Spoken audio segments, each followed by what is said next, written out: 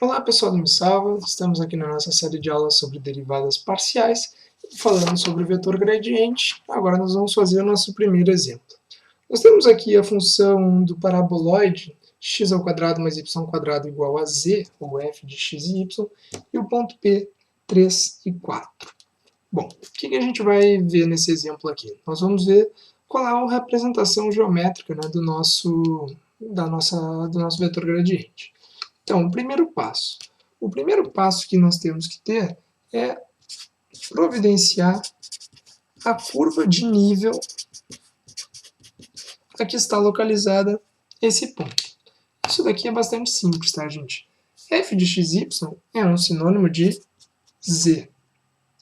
X vale 13, portanto 3 ao quadrado, y vale 4 mais 4 ao quadrado, dá 9 mais o 16, que vai dar 25. Nós acabamos de encontrar aqui, então, a nossa curva de nível 25, que é a curva de nível a que está localizada o nosso ponto P. Certo? Então, olha só, o que a gente precisa fazer agora? Vamos calcular o nosso gradiente. Vamos calcular o nosso gradiente, ajeitando só a folha aqui. Vamos calcular o nosso gradiente. Para calcular o vetor gradiente, o que a gente precisa? Nós precisamos tirar as derivadas parciais para x e para y da nossa função. Como é que vai ficar então? Nós temos x² mais y². Essa é a nossa função. Tá? Derivando para x, nós vamos chegar em 2 vezes x. Derivando para y, nós vamos chegar em 2 vezes y. E nós sabemos que as outras morrem. Por quê? Porque quando a gente deriva para x, y é considerado constante, corta. Quando deriva para y, x é constante. Então estão aqui as nossas derivadas parciais. Para calcular então o nosso vetor gradiente, como que nós fazemos? Nosso vetor gradiente é dado por ΔF igual a derivada em relação a x na direção y, mais quem? Mais a derivada na direção y vezes j. Ok? Então, aqui está a nossa equação do vetor gradiente. Basta fazer o que agora? Basta substituir esses valores que nós encontramos. ΔF vai ser igual a 2 vezes x na direção y, mais 2 vezes y na direção j. Está aqui o nosso vetor gradiente. Se nós quiséssemos entender, então, bom, chegando no vetor gradiente, acabou?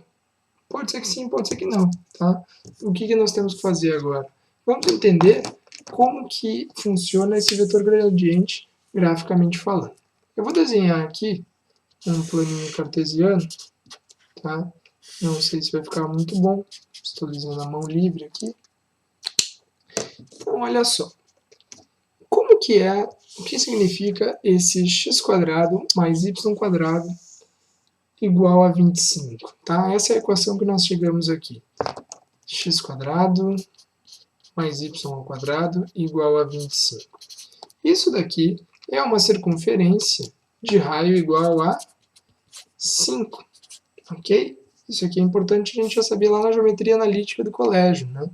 Então, essa equaçãozinha aqui determina uma curva de nível onde nós temos uma circunferência de raio igual a 5. Tá?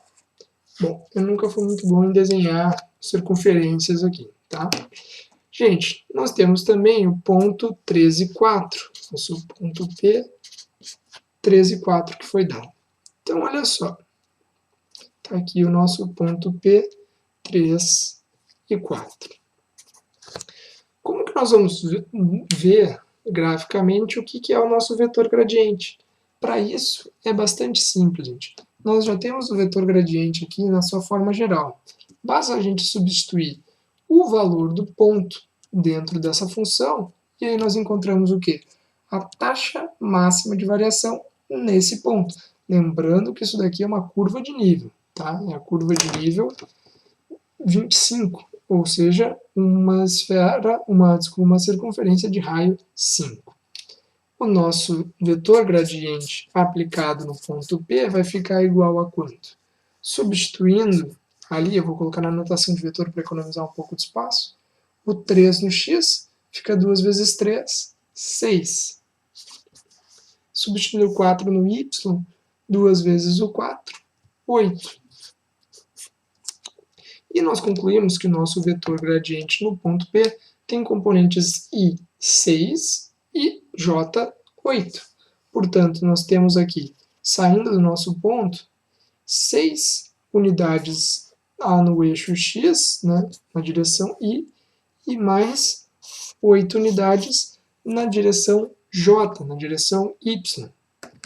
E aí, juntando essas duas barrinhas que eu fiz aqui, nós concluímos que aqui em verde nós temos o que? O nosso ΔF no ponto P. Esse aqui é o vetor gradiente e, como nós esperávamos, ele aponta como? Ele aponta saindo do nosso centro, da nossa circunferência. Isso aqui é fácil de a gente perceber, tá? Obviamente eu não vou conseguir desenhar aqui na mão um paraboloide decente, tá? Mas o paraboloide ele tem aquela forma de parábola 3D, digamos assim, onde a taxa de variação é para fora, né? Para fora do centro. Ele cresce em relação ao centro para fora. Então, tá tudo bem corretinho aqui, nós chegamos num resultado bem plausível. Certo, gente? Então, lembrem disso. Para calcular, usar no vetor gradiente, vocês precisam da curva de nível da função, né, para saber onde está localizado esse vetor gradiente no ponto que vocês quiserem. Ok? Muito obrigado. Nos visitem no site e também no canal do YouTube e nas redes sociais. Muito obrigado e até logo.